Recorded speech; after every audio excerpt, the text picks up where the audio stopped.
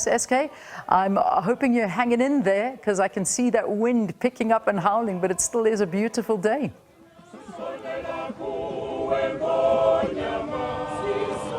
Indeed it is, Leanne, and of course we've got the choir here, and as we ask them just to give us a little bit of a musical interlude, but as they quiet it down for us. Now, if you look at what the president promised last year, Leanne, in terms of celebrating 30 years of democracy last year, one of the things he did was to actually take us back over the 30 years and speak to the successes of government and what government had achieved in terms of reducing poverty, in terms of what they had managed to do in terms of building houses for people, etc., etc. And then he also went on to look at the Commission of Inquiry into allegations of state capture, which was, of course, massive, a milestone and a touch point within those 30 years of democracy and what government had done to deal with democracy. And he also took us on a journey with Eskom in terms of what was happening at the time. As you'll remember, we were coming from the worst year on record as far as load shedding was concerned.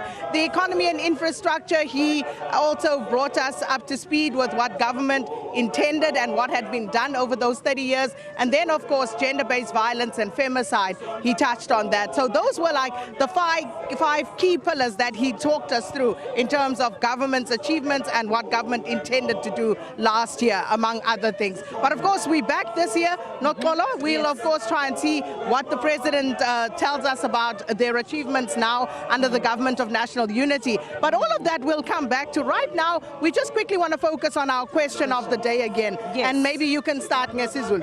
Okay, Sakina abaphawulile ke ababukeli nabo bafaka ke umbono wabo.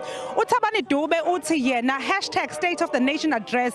Uthi mina ngifuna ukwazi ukuthi uRamaphosa athinte udaba lwabantu bangaphandle abala ngokungemthetho ukuthi bahamba nini, including ngendaba yokwakhiwa kwemngcele okuzoba khona and cameras and SANDF khona indaba kaDonald Trump kanjalo ke unemployment, crime and poverty. So Sakina basically Uthabani Dube into ayishoyo yena he is saying he wants to hear what the president is going to say about the illegal immigrants that flood this country on a daily basis. What is he going to do about that? He's also talking about unemployment, crime and poverty. And Mxolisi as well naye uphawulile uthi yena ngilindela ukuthi umongameli akhulume ngokuthi bazokwenza njani ukutakula umnyango wezemfundo ngoba kubi kumanje othisha baqashiwe incwadi azikho ezikoleni. Of course Mxolisi there explaining ukuthi he's waiting to hear what the president is going to say about the education in this country. He's talking about quite a number of teachers that are qualified but who are at home, who are not working. So he wants to hear, and he's saying in schools there are no textbooks. It's really bad. Yeah. Let's look at some of those coming through on Morning Live as well. Ganisto says, good morning, my beautiful sisters. To be honest with you, I don't have any expectations because he's just going to talk without implementation. Goodbye. And then Makofane says, hi everyone. I'm expecting the president to remove all the talk about 30 years from his speech. He did that last year, of course. Everything about where we come from. Now focus on fixing the illegal immigration problem, bringing crime, unemployment and shortage of resources, deal with health and tertiary capacity. And the tertiary capacity coming through very strongly, meaning that young people, of course, are also very much invested in what the president will have to say tonight. Joshua says, good morning, the A-team.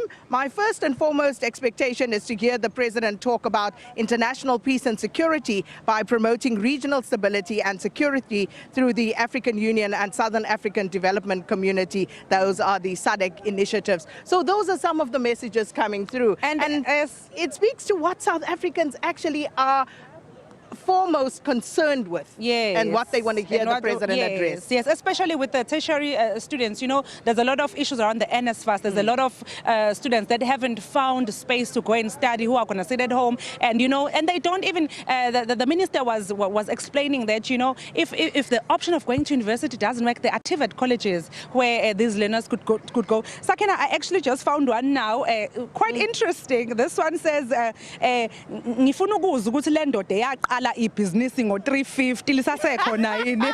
Remember that guy, the ice cream guy? But They're saying we had the explanation about what had actually happened. They're saying no, they feel like they want to know an update, which is the business still operating?